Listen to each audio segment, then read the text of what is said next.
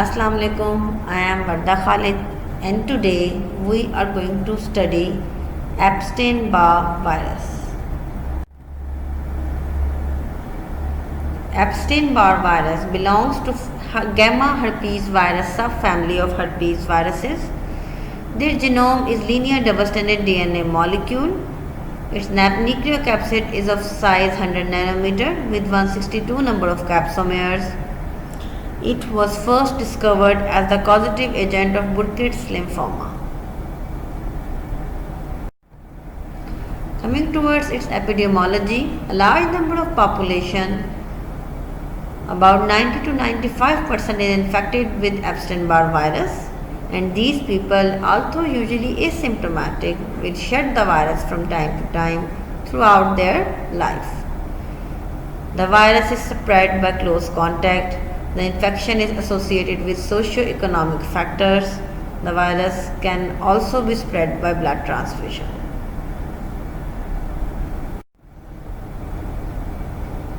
Now we will study its pathogenesis. The transmission is through saliva. Initial replication occurs in the lymph epithelial and B cells in the lymphoid tissue. The replicative cycle is similar to that of herpes simplex viruses, as both of these viruses belongs to same family, herpes viridae. Once infected, a lifelong carrier stage develops.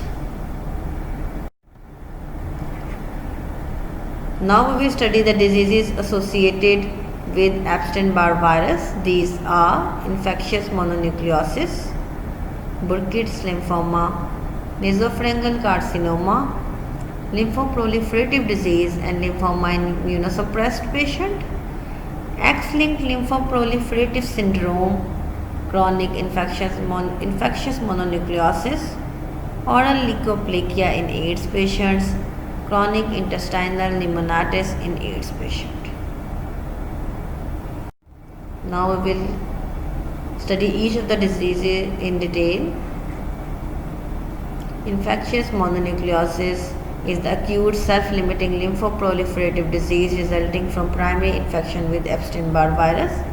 Its symptoms include sore throat, fever, malaise, splenomegaly, cervical and generalized lymphadenopathy that lasts for several weeks.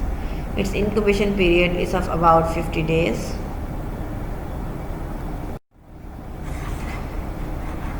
The next disease is Burkitt's lymphoma. The Burkitt's lymphoma occurred epidemically in the parts of Africa.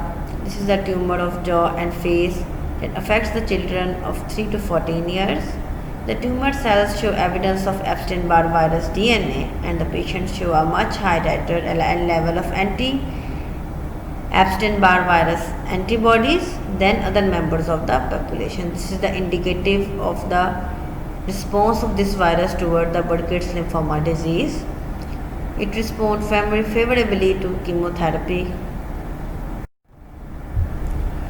The next disease is nasopharyngeal carcinoma.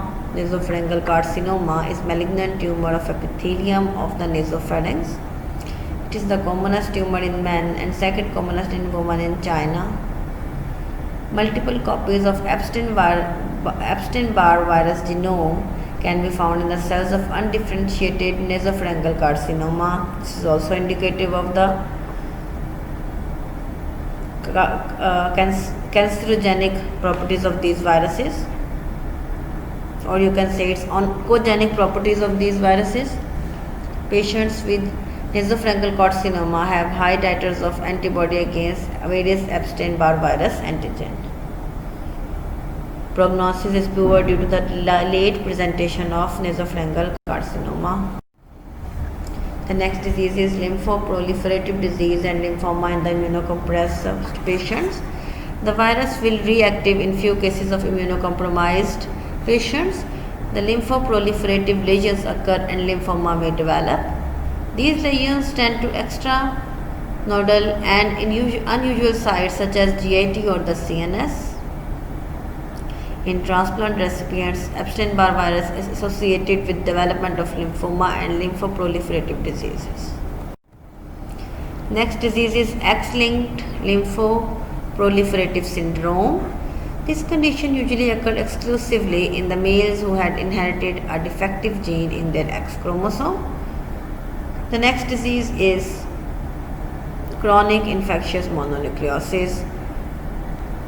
Rarely, chronic cases of infectious mononucleosis occur where the symptoms persist for years and death may result from lymphomatous disease.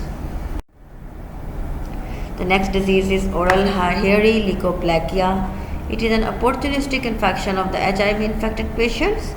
These Epstein-Barr virus associated lesions are found in the mouth and has increased in the frequency. Next disease is chronic intestinal pneumonitis in AIDS patient. In infants with AIDS, a lymphocytic infiltration of the lungs terms chronic intestinal pneumonitis, in which the lymphocytes carry the Epstein-Barr virus genome.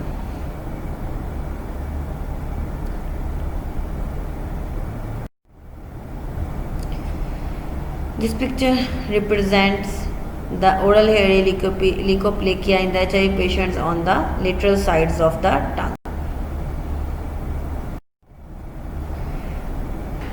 Coming towards its diagnosis, the laboratory diagnosis includes the viral isolation, the serological methods. In infectious mononucleosis, blood smears show the atypical lymphocytes, also called Downey cells. Hemagglutination tests are also performed in which the Paul Brunel antigen coated on the sheep red blood cells are used. PCR is also available for its diagnosis.